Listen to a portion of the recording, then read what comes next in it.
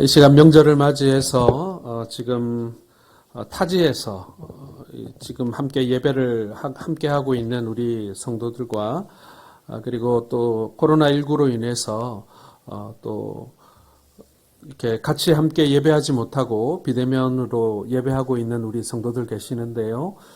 우리 각 가정마다 하나님의 평안이 충만하기를 기원합니다. 뿐만 아니라 오늘 이 시간에는 또 우리 부모님을 뵙기 위해서 혹은 고향에 내려오셔서 우리 함께 이 자리에서 예배하는 우리 가족들도 계신데요. 주님의 이름으로 여러분들을 환영하고 축복합니다. 오늘 예배 오신 것 환영합니다. 이 시간 오늘 본문의 말씀으로 사도행전 강의 29번째 말씀 이방의 빛으로 삼으리라 라는 제목으로 말씀 함께 은혜 나누도록 하겠습니다. 자, 오늘 우리가 지금 사도행전 말씀을 살펴보고 있는데요. 바울은 3번에 걸쳐서 전도 여행을, 선교 여행을 하게 됩니다. 우리가 함께 오늘 읽었던 이 본문은 바울의 1차 전도 여행 중에 비시리아 안디옥에서 일어난 일을 기록하고 있는 말씀입니다. 그동안 바울과 바나바는 이방 지역에 나가서 전도를 해도 사실 그 유대인들이 모이는 회당을 중심으로 전도했기 때문에 유대인들이 우선적으로 그리고 숫자적으로도 많은 숫자가 먼저 믿게 되었습니다. 하지만은 이 비시디아 안디옥에서는 상황이 다릅니다. 이곳에서는 유대인들이 얼마 살지 않았어요. 그래서 유대인들보다는 이방인들이 대거 예수님을 믿는 역사가 일어나게 된 것입니다. 지역적으로 보면 이미 이방 선교가 시작되었다고 할 수 있겠지만은 이제 믿는 사람들의 구성원으로 보자면 이제 진짜 이 비시디아 안디옥에서 이제 이방 선교가 본격적으로 불이 붙었다 이렇게 설명할 수도 있을 것입니다. 44절의 말씀대로라면 온 성 사람들이 거의 다 하나님의 말씀을 듣고자 모여드는 그런 놀라운 일들이 일어나게 된 것입니다. 자, 사도행전에 보게 되면 여러분 스데반의 설교가 나오고 또 우리가 잘 아는 베드로의 설교가 나오고 그리고 오늘 바울의 설교가 등장하곤 합니다. 스데반의 설교는 바울의 마음을 움직였고 베드로의 설교는 3,000명 혹은 5,000명을 회심케 하는 그런 놀라운 능력의 말씀이었습니다. 자, 오늘 본문 13장 13절에서 41절까지가 이 바울의 설교가 아주 길게 기록이 되어 있습니다. 이 바울이 전한 이 설교의 말씀에 보면 이 스데반의 설교와 아주 유사한 그런 구조를 가지고 있다는 것을 알 수가 있습니다. 즉 이스라엘 역사에 대한 하나님의 경륜을 약술한 다음에 구약 성경을 인용해가면서 예수님이 그리스도라는 사실을 이렇게 설명하는 그런 공통적인 설명의 방법을 이 설교는 담고 있습니다. 여러분 이것은 다시 말해서요. 이 바울이 스데반의 설교에 많은 영향력을 받았다. 은혜를 받았다. 이렇게 이해할 수가 있습니다. 비록 바울이 그 스데반을 돌로 쳐 죽이는 자리에 함께 했고 그리고 자기도 돌을 들어 스데반을 치기는 했습니다마는 그 현장에서 들은 이 스데반의 마지막 설교가 이 바울의 가슴에 잘 박혀 있었다라는 사실을 알게 되는 것입니다. 그래서 본인이 회심한 이후에 복음을 전할 때에도 이 스데반이 전했던 그 복음을 그리고 그 설교 방식을 그대로 이 바울이 따라했다라는 것을 알 수가 있는 것입니다. 스데반의 죽음이 헛되지 않았죠. 스데반이 마지막에 유언처럼 남긴 그 복음의 말씀이 이 바울에게 전승되어져서 이 바울이 또 수많은 이방인들에게 그 스데반의 설교를 그대로 전달하고 있는 것입니다. 여러분 이게 복음의 놀라운 능력이에요. 핍박하던 자가 핍박받은 자의 메시지를 가지고 또 다른 사람들에게 가서 복음을 전한다. 이건 정말 놀라운 하나님의 역사가 아닐 수가 없습니다. 우리가 전도할 때 가장 좋은 방법은요. 남의 얘기를 하는 것이 아니라 자신이 은혜 받은 이야기를 하는 것입니다. 다른 사람들에게 일어난 일들을 얘기하는 것이 아니라 나에게 일어난 일들을 이야기할 때 가장 능력이 있음을 여러분 꼭 기억하시기 바랍니다. 나를 변화시킨 말씀이라면 충분히 다른 사람도 변화시킬 수 있다라는 믿음을 가지고 복음을 전해야 합니다. 이 바울의 설교를 듣고 비시디아 안디옥에 있는 온 성이 하나님의 말씀을 듣고자 모여들었습니다. 물론 그 성에서 그 말씀을 들은 모든 사람들이 다 예수 믿은 것은 아니겠습니다만은 일단은 그 성에 있던 모든 사람들은 이 사람이 무슨 말을 하나 듣기 위해서 한 곳에 모여 바울의 설교를 즐겨 들었다. 한 번이 아니라 여러 차례에 걸쳐서 들었다라는 사실을 알 수가 있는 것입니다. 이것만 봐도 벌써 하나님께서 놀랍도록 역사하셨다는 것을 알 수가 있어요. 자, 오늘 본문의 말씀을 통해서 이 비시디아 안디옥에서 무슨 일이 일어나는지를 함께 살펴보면서 우리의 삶의 은혜의 재료로 삼기를 주의 이름으로 축원합니다. 먼저 여러분, 오늘 이 비시디아 안디옥에서 일어난 일은요, 사람들에게 하나님의 말씀을 사모하는 간절한 마음이 생겨났다라는 것입니다. 여러분, 사실은 사람을 모으는 것도 힘든 일이지만 사람들의 마음 속에 갈급함이 생기는 것, 이건 훨씬 더 어려운 일이에요. 어찌 보면은 사람이 한 일이 아니라 성령이 하신 일이라고 우리는 단언할 수가 있는 것입니다. 자, 42절 말씀은 같이 읽겠습니다. 시작. 그들이 나갈새 사람들이 청하되 다음 안식일에도 이 말씀을 하라 하더라. 사람들이 바울의 설교를 듣고 어떤 사람은 은혜를 받았고 어떤 사람은 호기심이 생겼고 어떤 사람 마음속에는 반발심이 생겼는데 공통적으로 어떤 마음이 생겼는가? 이 한 번 들어서 모르겠다. 한 번 더 들어봐야 되겠다. 좋아서 이 말씀을 더 들어야겠다는 사람도 생겼고 은혜 받았으니 내가 좀 더 은혜를 받아야겠다라고 이 말씀을 더 듣게 된 사람도 있겠고 또 어떤 사람 중에는 내가 이 말씀 한번 더 들어보고 내가 저 사람들을 공격할 내가 재료로 삼겠다. 이런 사람도 있었겠죠. 그런데 공통적으로 뭡니까 여러분? 그 말씀을 더 들을 필요를 그들이 느꼈다라는 것입니다. 비시디아 안디옥에 이 말씀을 사모하는 은혜가 임한 것입니다. 사랑하는 성도 여러분, 이렇게 하나님과 그 말씀을 사모하는 마음이 있어야 합니다. 마음이 세상이 아니라 하나님과 그 말씀으로 차 있어야 합니다. 그리고 그것이 넘쳐야 합니다. 사슴이 시냇물을 찾기에 갈급한 같이 우리의 심령이 주님을 사모함으로 목말라야 한다라는 것입니다. 앞에서 설명했듯이 스데반과 바울의 설교가 아주 유사하다고 말씀드렸습니다. 설교를 듣는 사람들의 입장에서 보면 이 설교는 어쩌면 매우 듣기 힘든 그런 설교일지도 모르겠습니다. 예화도 하나 없어요. 그러다 보니 이 유머도 없어요. 재미가 없습니다. 그런데 이 설교를 듣고 이 사람들의 마음이 간절해집니다. 왜 그럴까요? 사실 바울이 설교를 하던 곳이 유대 땅이 아니었습니다. 소아시아 지역의 이방 땅이었어요. 이 이방인들에게는 하나님의 말씀이 희귀했다라는 것입니다. 성경은 하나님의 말씀이 희귀했다, 복음이 희귀했다 이렇게 말합니다. 흔하지 않았다는 얘기죠. 듣기 힘들었다는 이야기입니다. 하나님의 말씀이 희귀함으로 하나님의 말씀만 들어도 은혜가 임하게 되었다라는 것이에요. 그러나 지금은 여러분 어떻습니까? 요즘에는 말씀이 희귀한 게 아니라 말씀이 차고 넘치지 않습니까?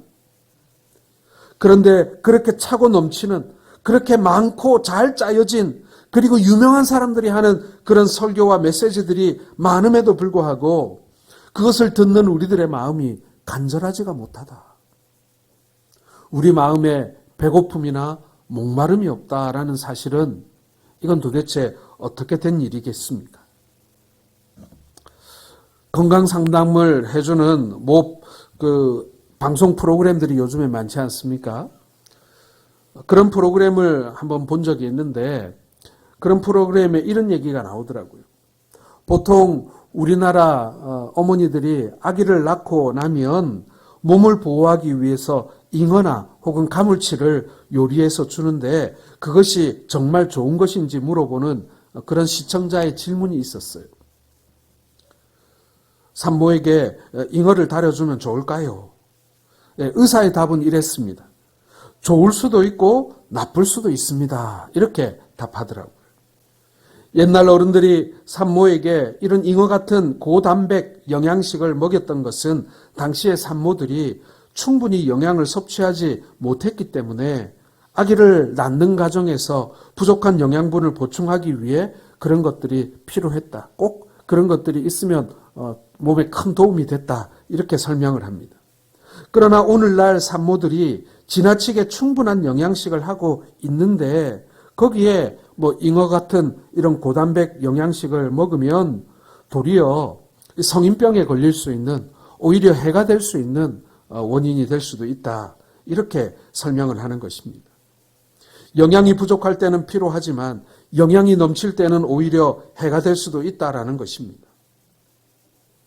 어찌 보면은 우리 주변이 너무 풍족해서 그것이 도리어 우리에게 극한의 계속 무한대의 유익만을 주는 것이 아니라 도리어 우리 삶 속에 있는 풍족함이 우리로 하여금 그것이 병이 되고 해악이 될 수도 있다라는 것을 말해주는 한 단면이라고 할 수 있습니다. 말씀이 풍요로운데 은혜가 풍요롭지 못하다. 우리에게 갈급함이 없다.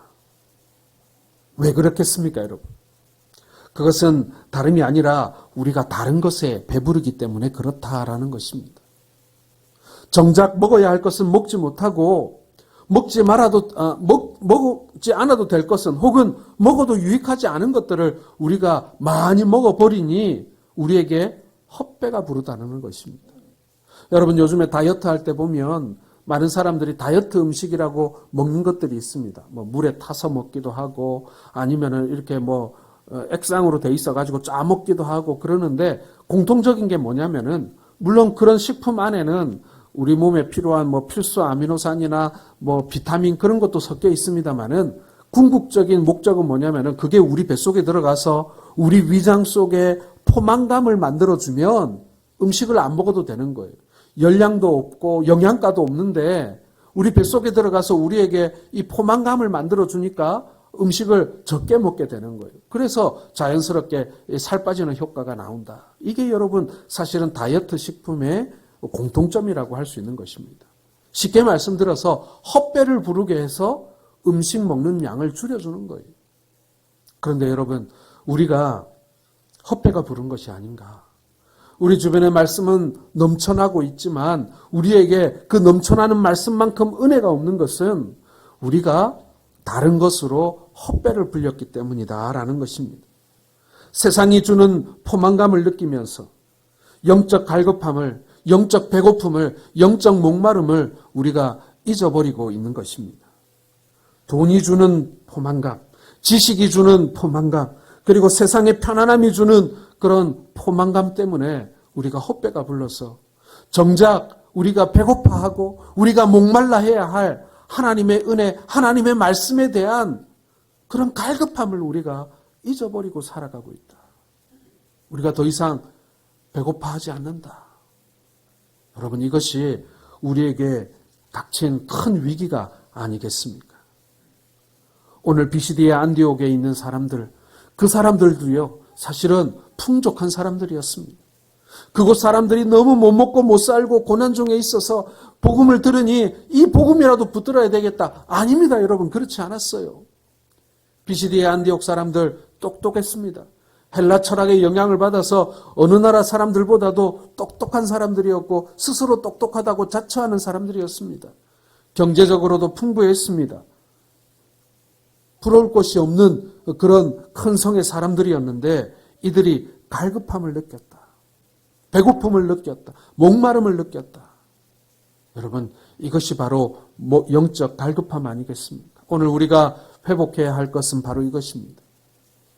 세상에 배부른 우리들을 다시 되돌아보면서 영적으로 우리가 굶주리고 있고 영적으로 우리가 이렇게 쪼그라들어가고 있음을 우리가 생각하면서 그 영적 갈급함을 회복하는 것. 어찌하든지 하나님께 은혜 받기 위해서 우리가 세상에 헛배 부른 그것을 우리가 밀어내고 우리의 삶 가운데서 추방함으로 말미암아 우리가 하나님 앞에 더욱더 간절히 나아갈 수 있는 우리의 마음의 태도를 바꾸는 것. 여러분 이것이 오늘 우리에게 있어야 할 것입니다. 우리에게 말씀의 갈급함이 다시 살아날 수 있기를 주님의 이름으로 축원합니다. BCD의 안디옥에서 일어났던 이 첫 번째 일, 이것은 바로 말씀에 대한 갈급함, 목마름이 일어났다. 오늘 이 은혜가 우리에게도 함께 있기를 주님의 이름으로 축원합니다. 두 번째로 여러분, 오늘 유대인들은 버림을 받고 이방인들은 구원을 얻게 되는 역사가 일어났다. 이게 안디옥에서 일어난 사건이라는 것입니다. 46절 같이 읽겠습니다. 시작.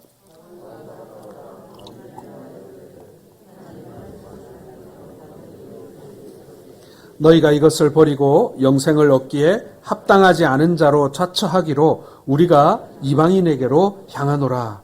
여러분, 여기서 너희는 누구겠어요? 유대인들을 말하는 것 아니겠습니까?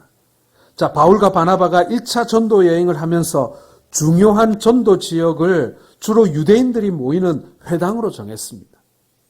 유대인들은 모여 사는 곳에 항상 회당이라는 것을 만들어서 그곳에서 모이고 회의도 하고 서로 이렇게 돈도 서로 이렇게 통용하고 그리고 예배도 함께 드리고 학생 아이들도 가르치는 모든 그런 중요한 기능들을 다 하는 곳이 회당이었기 때문에 바울과 바나바는 그 유대인들이 모이는 회당에 가서 먼저 복음을 전했던 것입니다. 유대인들의 회당은 일주일에 한 번씩 유대인들이 모였고 그들에게 복음을 전하는 것이 효과적이었기 때문에 그런 것입니다. 자, 그런데 이 바울과 바나바의 기대와는 달리 이 유대인들이 바울이 전하는 복음을 듣고 바울을 시기하고 비방하기 시작했다. 성경은 그렇게 기록하고 있습니다. 공교롭게도 바울이 스데반의 설교를 듣고 스데반을 죽이라고 소리치던 그 유대인들의 모습이 이 안디옥에서도 똑같이 등장하고 있는 것입니다. 유대인들은 굴러 들어온 복을 스스로 차버린 꼴이 된 것입니다. 이것은요, 누구도 원망할 수가 없는 일이에요. 그리고 복음은 자연스럽게 유대인들에게 먼저 전달되었지만 유대인들은 그것을 차버렸기에 이방인들에게로 그 복음이 전달되어지게 됩니다. 47절을 같이 보겠습니다. 주께서 이같이 우리에게 명하시되 내가 너를 이방의 빛으로 삼아 너로 땅끝까지 구원하게 하리라 하셨느니라 하니. 자, 이스라엘은 분명히 하나님으로부터 선택을 받은 선민이었습니다.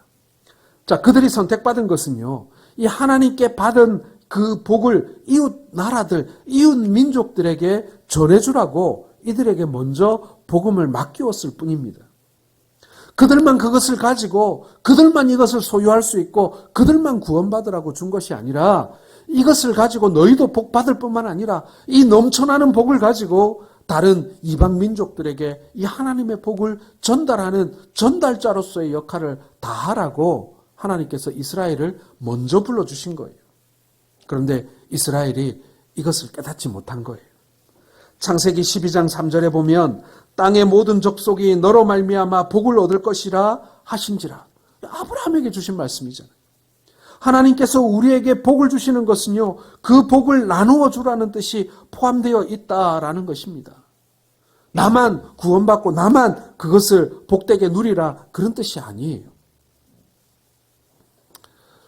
몇 년 전 얘기입니다마는 지방의 어느 한 교회가 예배당을 짓고 난 다음에 이런 결정을 했어요.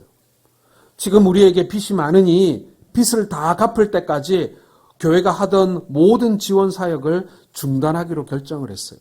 선교사들에게 지원하던 것도 다 끊어버리고 그리고 개척교회 지원하던 것도 다 끊어버리고 어쨌거나 교회 밖으로는 돈이 한 푼도 나가지 못하도록 다 막아버리고 오로지 빚을 갚는 데만 교회가 집중하기로 결정을 한 것입니다.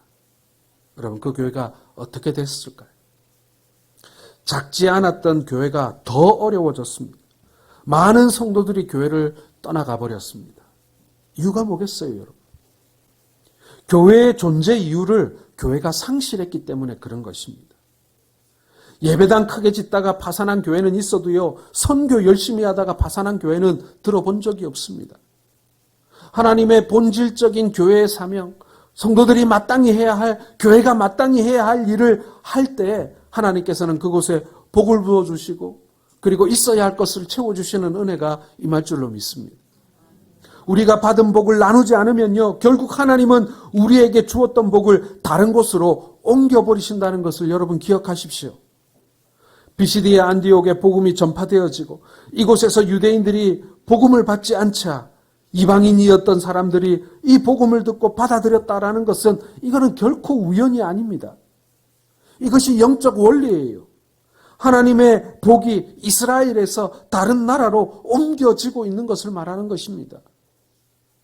우리가 성도로서, 우리가 교회로서의 본질적인 사명과 정체성을 잃어버리는 순간 우리에게 임하여야 할, 우리가 마땅히 누려야 할 하나님의 복이 우리에게 임하지 않고 그것이 다른 곳으로 옮겨버리는 일들이 일어날 수 있다. 여러분, 그것을 우리는 경계하고 기억해야 한다는 것입니다. 우리나라에 복음이 들어오고 하나님으로부터 큰 복을 받았습니다. 우리 민족만큼 하나님께 큰 복을 입은 민족이 또 없습니다. 우리는 그 받은 복을 나누어 주라는 이 원리를 깨달아야 합니다. 우리가 나누고 베푸는 만큼 하나님은 계속해서 우리에게 복을 주실 것입니다. 그러나 우리가 받은 복을 나누어 주지 않고 우리만 잘 되자, 우리만 복되자, 우리만 부유하자, 우리만 배부르자 하게 되는 그때에 결국 고립되고 폐쇄적이 되어져서 우리는 결국 망하게 된다는 사실을 기억하시길 바랍니다. 그러나 반대로 마치 우물과 같이 우리가 계속해서 우리에게 주어진 하나님의 복을 또 퍼주고 또 나누어주고 흘려보내주게 될 때 하나님께서는 끊임없이 우리에게 넘쳐나는 샘물을 부어주실 것을 여러분 믿으시길 바랍니다. 비시디의 안디옥에서 유대인들이 버림을 받고 이방인들이 복음을 받아들인 역사적인 사건을 통해서 하나님의 뜻이 무엇인지를 우리는 분별할 수 있어야 하는 것입니다. 복음의 역사는 생명과 사랑의 나눔이었습니다. 우리도 이 사역을 멈추지 말아야 합니다. 우리의 정체성을 잃지 않기 위해서, 우리의 성도됨을 잃지 않기 위해서, 우리의 교회됨을 잃지 않기 위해서 여러분, 우리는 작게라도, 아니 우리가 힘이 닿는 대로 우리가 계속 이 복을 흘려주는 일들을 멈추지 말아야 한다. 이것을 여러분 비시디의 안디옥에서의 사건이 우리에게 말씀해 주고 있다라는 것입니다. 어찌 보면은 유대인들이 굴러온 복을 참으로 인해서 이 복음이 이방인의 빛으로 멀리까지 땅끝까지 복음이 전해지는 그런 계기가 되지 않았나. 어떻게 보면 하나님께서는 그것을 알고 계셨기 때문에 바울과 같은 사람을 통하여서 이방인들에게 힘있게 복음을 전할 수 있도록 해주시지 않았나. 그리고 그 복음이 결국 우리에게까지 전달되는 그 과정이지 않는가. 오늘 이 비시디의 안디옥에서의 이 사건이 바로 우리에게도 직접적인 영향을 미쳤던 역사적인 사건이었다라는 사실을 우리는 알게 되는 것이죠. 마지막 세 번째로 여러분, 이 안디옥에서요, 고난과 핍박이 있었지만 그러나 그 안디옥에서 성도된 사람들에게는 기쁨과 성령이 충만했다. 성경은 오늘 그렇게 기록하고 있습니다. 52절을 같이 읽겠습니다, 여러분. 시작. 제자들은 기쁨과 성령이 충만하니라. 자, 유대인들은 비시디의 안디옥에 있는 유력한 사람들을 동원해서 바울과 바나바를 핍박하기 시작합니다. 그리고는 그 지역에서 쫓아내버려요. 추방해버립니다. 바울과 바나바도 발에 티크를 털어버리고 비시디의 안디옥에서 이고니온으로 가게 됩니다. 자, 그런데 이 바울과 바나바가 떠났다고 해서 이 안디옥에 평화가 찾아온 것은 아니었다라는 것입니다. 여전히 예수를 믿지 않는 유대인들이 예수를 믿기 시작한 사람들을 핍박하고 있었다. 이 영적 전쟁이 비시디의 안디옥에서 이제 본격적으로 시작되었다. 성경은 그렇게 기록하고 있는 것입니다. 오늘 52절에 등장하는 이 제자들이라고 불리우는 사람들은요, 사도 바울과 바나바를 의미하는 것이 아닙니다. 바로 바울과 바나바가 쫓겨난 이후에 안디옥에 남겨진 그리스도인 제자들. 여러분, 이 사람들 지금 우리로 표현하자면 초신자들 아니겠어요? 예수 믿은 지 얼마 안 된 사람들입니다. 바로 이 사람들을 제자들이라고 말하고 있는데 이들은 오히려 핍박이 있었음에도 불구하고 기쁨과 성령이 충만했다. 이렇게 성경은 기록하고 있습니다. 예수를 위한 고난이 넘치면 넘칠수록 하나님의 은혜도 넘치고 있는 것입니다. 고린도후서 1장 5절을 한번 같이 한번 읽어보겠습니다. 시작. 그리스도의 고난이 우리에게 넘친 것 같이 우리가 받는 위로도 그리스도로 말미암아 넘치는도다. 예, 고난이 넘치는 곳에 무엇도 함께 넘쳤다고요? 그리스도의 위로도 함께 넘쳤다. 이 위로를 다른 말로 하면 뭘까요, 여러분? 예, 복이에요. 하나님께서 주시는 복이 그곳에도 넘쳤다. 고난이 많았던 만큼 그 복도 더 컸다. 이렇게 말씀하고 있는 것입니다. 우리는 그러나 고난이 넘치지 않으면서 은혜만 넘치기를 원하고 있습니다. 예수님도 하나님을 사모하는 열심히 자기를 삼킬 만큼 넘치셨습니다. 그랬기에 십자가에서의 고난과 핍박도 받으실 수 있었던 것입니다. 바울도 그리스도의 사랑이 우리를 강권하신다 이렇게 말씀했습니다. 그랬기 때문에 예수님을 위해 고난도 받았던 것입니다. 오늘 비시디아 안디옥의 성도들도 예수님을 사모함이 넘쳤기 때문에 구원의 기쁨으로 찬송할 수 있었던 것입니다. 그들은 예수님을 믿는 것으로 말미암아 받게 될 핍박도 달게 받을 만큼 그 믿음도 기쁨도 넘쳐났던 것입니다. 이것은 비례한 거예요, 여러분. 우리는 어찌하든지 고난을 받지 않기 위해서 요리조리 피해가려고 합니다마는 그러나 은혜도 우리를 요리조리 피해갈 수 있어요. 우리가 고난 앞에 당당하게 맞설 때, 우리가 고난 앞에 맞닥뜨리며 그 고난을 십자가의 고난으로 알고 예수 그리스도의 고난으로 알고 우리가 그것을 감당하게 될 때 하나님께서는 그 고난을 다 갚아주시고도 남을 만큼 크나큰 은혜를 그리고 복을 우리에게 주시는 것을 믿으시길 바랍니다. 예수님을 믿는 것은 고난과 핍박을 각오하는 삶입니다. 예수님을 믿고 천국 백성이 되어 세상에 살아가는 것이 쉬울 이유가 없기 때문에 그렇습니다. 예수를 믿으면 가족들로부터 핍박이 시작됩니다. 그리고 가까운 친구들과 이웃들로부터도 핍박과 따돌림이 있을 수 있습니다. 그러나 그 핍박이 우리에게 영광의 면류관이 될 것을 믿으시길 바랍니다. 영광의 면류관임을 알기 때문에 오히려 핍박을 받으면서도 기쁨과 성령이 충만할 수 있었던 것입니다. 사랑하는 성도 여러분, 주님 배 없는 그날까지 이 세상에서 받게 될 어떤 고난도 장차 나타날 영광을 생각하면서 항상 기뻐하고 승리하시는 믿음의 백성들 되시기를 주의 이름으로 축원합니다. 여러분, 이 복음이 땅끝까지 전달되어지는 이 복음의 역사를 가만히 살펴보면요, 사실 우리가 예수 믿게 된 과정과 똑같아요. 우리 부모님들이 혹은 우리 할아버지 할머니들이 예수 믿게 된 과정과 너무나 유사합니다. 2000년 전에 사도행전에 기록되었던 이 소아시아에서 일어났던 이 복음의 전달 과정이요, 사실 지금 이 땅에도 우리나라에도 그리고 우리의 이웃들에게도 그리고 우리 집안에도 그리고 우리의 삶에도 동일하게 일어나는 사건임을 우리는 기억해야 하는 것입니다. 오늘 우리가 사도행전을 읽고 있습니다. 오래전에 쓰여진 사도행전의 기록을 우리가 보고 있습니다마는 여러분, 이 사도행전의 역사는 여전히 오늘도 진행 중임을 믿으시길 바랍니다. 여러분들의 삶 가운데, 여러분들의 가정 가운데, 그리고 여러분들이 복음을 전하고 여러분들의 복음을 듣고 예수를 믿기 시작하는 그 어떤 사람을 통해서 이 사도행전은 지금도 계속되고 있는 거예요.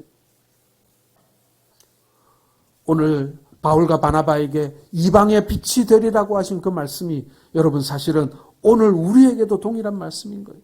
우리의 복음이 그리고 우리가 지금 하고 있는 이 사역과 또 우리의 수고와 봉사가 여러분 이방의 빛이 되는 일임을 여러분 기억하시길 바랍니다. 오늘도 우리는 수많은 선교사들과 협력해서 이방의 땅끝까지 복음을 전하는 일을 감당하고 있습니다. 그것이 아까 서두에도 말씀드렸듯이 교회의 본질이고 정체성이라고 말씀드렸어요. 그것을 멈출 수가 없습니다. 멈추어서도 안 됩니다. 그것을 멈추는 순간 하나님께서 우리에게 주시는 그 복의 이 연결끈이 끊어져 버리는 것이니까요. 우리에게 맡겨진 이 사명, 우리에게 주어진 또 이 은혜 받을 수 있는 이 길을 주님 오시는 그날까지 꼭 붙들고 그 사명 다하시는 우리 모든 성도들 되시기를 주의 이름으로 축원합니다.